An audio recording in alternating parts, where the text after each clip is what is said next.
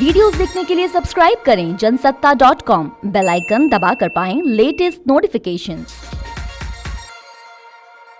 Medical fraternity के उच्चतम आदर्शों का प्रतीक है।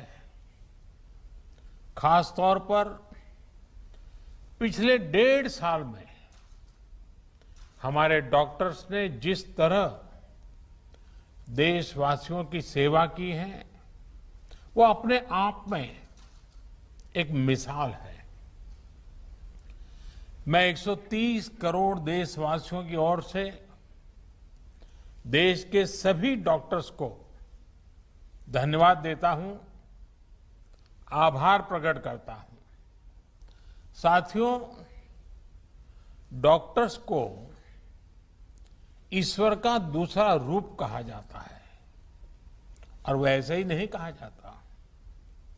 कितने ही लोग ऐसे होंगे जिनका जीवन किसी संकट में पड़ा होगा, किसी बीमारी या दुर्घटना का शिकार हुआ होगा, या फिर कई बार हमें ऐसा लगने लगता है कि क्या हम किसी हमारे अपने को खो देंगे। लेकिन हमारे डॉक्टर्स ऐसे मौकों पर किसी देवदूत की तरह जीवन की दिशा बदल देते हैं, हमें एक नया जीवन दे देते हैं। साथियों, आज जब देश कोरोना से इतनी बड़ी जंग लड़ रहा है तो डॉक्टर्स ने दिन रात मेहनत करके लाखों लोगों का जीवन बचाया है।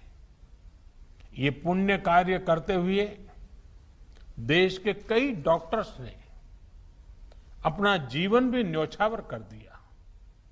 मैं जीवन आहूत करने वाले इन सभी डॉक्टर्स को अपनी विनम्र श्रद्धांजलि अर्पित करता हूं और परिवार के प्रति अपनी संवेदना व्यक्त करता हूं। साथियों, कोरोना से लड़ाई में जितनी चुनौतियां आई, हमारे वैज्ञानिकों, डॉक्टर्स ने उतने ही समाधान तलाशे, प्रभावी दवाइयां बनाई। आज हमारे डॉक्टर्स ही कोरोना के प्रोटोकॉल्स बना रहे हैं, उन्हें लागू करवाने में मदद कर रहे हैं।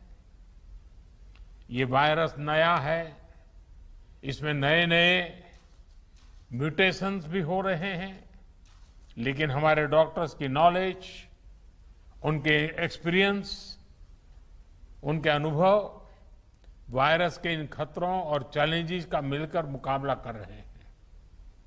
इतने दशकों में जिस तरह का मेडिकल इंफ्रास्ट्रक्चर देश में तैयार हुआ था, उसकी सीमाएं आप भली भांति जानते हैं।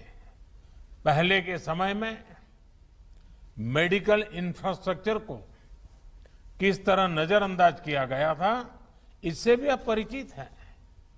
हमारे देश में जनसंख्या का दबाव इस चुनौती को और कठिन बना देता है। बावजूद इसके कोरोना के दौरान अगर हम प्रति लाख जनसंख्या में संक्रमण को देखें, मृत्यु दर को देखें, तो भारत की स्थिति बड़े बड़े विकसित और समृद्ध देशों की तुलना में कहीं संभली हुई रही है। किसी एक जीवन का असमय समाप्त होना उतना ही दुखद है, लेकिन भारत ने कोरोना से लाखों का जीवन बचाया भी है। इसका बहुत बड़ा श्रेय हमारे परिश्रमी डॉक्टर्स, हमारे हेल्थ केयर वर्कर्स, हमारे फ्रंटलाइन वर्कर्स को जाता है। साथियों, ये हमारी सरकार ही है जिसने हेल्थ केयर पर सबसे अधिक बल दिया है। पिछले वर्ष फर्स्ट वेव के दौरान हमने लगभग 15,000 करोड़ रुपए हेल्थ केयर के लिए आवंटित किए थे, जिससे हमारे हेल्थ इंफ्रास्ट्रक्चर को बढ़ाने में मदद मिली। इस साल हेल्थ सेक्टर के लिए बजट का एलोकेशन 2 गुने से भी ज्यादा यानी 2 लाख करोड़ रुपए से भी अधिक किया गया।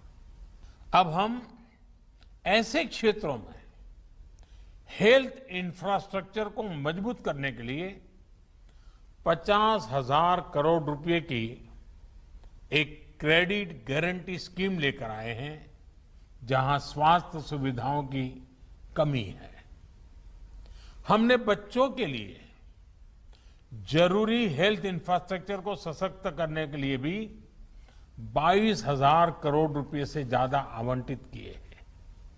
आज देश में तेजी से नए एम्स खोले जा रहे हैं, नए मेडिकल कॉलेज बनाए जा रहे हैं, आधुनिक हेल्थ इंफ्रास्ट्रक्चर खड़ा किया जा रहा है। 2014 तक जहां देश में केवल 6 एम्स थे, वहीं इन 7 सालों में 15 नए एम्स का काम शुरू हुआ है। मेडिकल कॉलेज की संख्या भी करीब 1.5 गुना बढ़ी है। इसी का परिणाम है कि इतने कम समय में जहां अंडर ग्रेजुएट सीट्स में 1.5 गुने से ज्यादा की वृद्धि हुई है, वहीं पीजी सीट्स में 80% इजाफा हुआ है। यानी यहां तक पहुंचने के लिए जो संघर्ष आपको करना पड़ा, वो कठिनाइयां हमारे युवाओं को, आपके बच्चों को नहीं उठानी पड़ेगी। दूर सुदूर क्षेत्रों में भी हमारे ज्यादा से ज्यादा युवाओं को डॉक्टर बनने का अवसर मिलेगा। उनकी प्रतिभा को, उनके सपनों को नई उड़ान मिलेगी। मेडिकल सेक्टर में हो रहे इन बदलावों के बीच डॉक्टर्स की सुरक्षा के लिए भी सरकार प्रतिबद्ध है। हमारी सरकार ने डॉक्टर्स के खिलाफ हिंसा को रोकने के लिए पिछले वर्ष ही कानून में कई कड़े प्रावधान किए हैं। इसके साथ ही हम अपने कोविड वॉरियर्स के लिए फ्री इंश्योरेंस कवर स्कीम भी लेकर आए हैं। साथियों, कोरोना के खिलाफ देश की लड़ाई हो या मेडिकल व्यवस्था सुधारने का देश का लक्ष्य, इन सब में आप सभी को महत्वपूर्ण भूमिका अदा करनी है।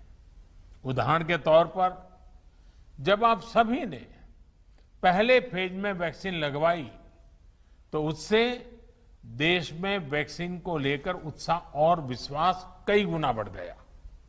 इसी तरह जब आप लोगों को कोविड एप्रोप्रिएट बिहेवियर का पालन करने के लिए कहते हैं, तो लोग पूरी श्रद्धा से उसका पालन करते हैं।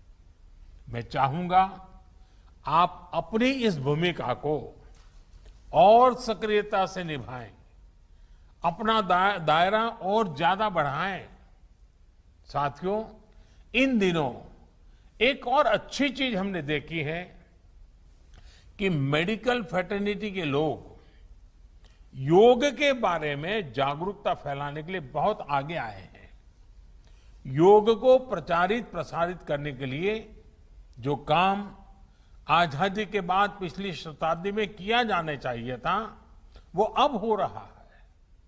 इस कोरोना के काल में योग प्राणायाम का लोगों के स्वास्थ्य पर किस तरह सकारात्मक प्रभाव पड़ रहा है, पोस्ट कोविड कॉम्प्लिकेशन से निपटने में योग किस तरह मदद कर रहा है, इसके लिए आधुनिक मेडिकल साइंस से जुड़े कई संस्थानों द्वारा एविडेंस बेस्ड स्टडीज कराई जा रही है। इस पर आप में से कई लोग काफी समय दे रहे हैं। साथियों, आप लोग मेडिकल साइंस को जानते हैं, एक्सपर्ट हैं, स्पेशलिस्ट हैं, और एक भारतीय को योग को समझना भी स्वाभाविक रूप से आसान होता है। जब आप लोग योग पर स्टडी करते हैं, तो पूरी दुनिया इसे बहुत सीरियसली लेती है। क्या आईएमए इसे मिशन मोड में आगे बढ़ा सकती है, योग पर एविडेंस बेस्ड स्टडीज को साइंटिफिक तरीके से आगे ले जा सकती है।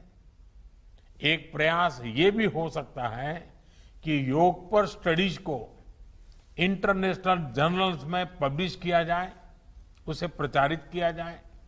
मुझे विश्वास है कि ये स्टडीज दुनिया भर में डॉक्टर्स को, अपने पेशेंट्स को योग के बारे में और जागरूक करने के लिए भी प्रोत्साहित करेगी। साथियों, जब भी हार्ड वर्क, टैलेंट और स्किल की बात आती है तो इनमें आपका कोई मुकाबला नहीं है। मैं आपसे यह भी अनुरोध करना चाहता हूं कि आप पूरे अटेंशन के साथ ही अपने अनुभवों का डॉक्यूमेंटेशन भी करते रहें। पेशेंट के साथ आपके एक्सपीरियंसेस का डॉक्यूमेंटेशन बहुत ही अहम है। साथ ही मरीज के सिम्टम्स, ट्रीटमेंट प्लान और उनके रिस्पॉन्स का भी डिटेल डॉक्यूमेंटेशन होना चाहिए। यह एक रिसर्च स्टडी के रूप में भी हो सकता है, जिसमें विभिन्न प्रकार की दवाओं और ट्रीटमेंट्स के असर को नोट किया गया हो। जितनी बड़ी संख्या में आप मरीजों की सेवा और देखभाल कर रहे हैं, उसके हिसाब से आप पहले से ही दुनिया में सबसे आगे हैं। यह समय यह भी सुनिश्चित करने का है कि आपके काम का, आपकी साइंटिफिक स्टडीज का दुनिया संज्ञान ले और आने वाली पीढ़ी को उसका लाभ भी मिले।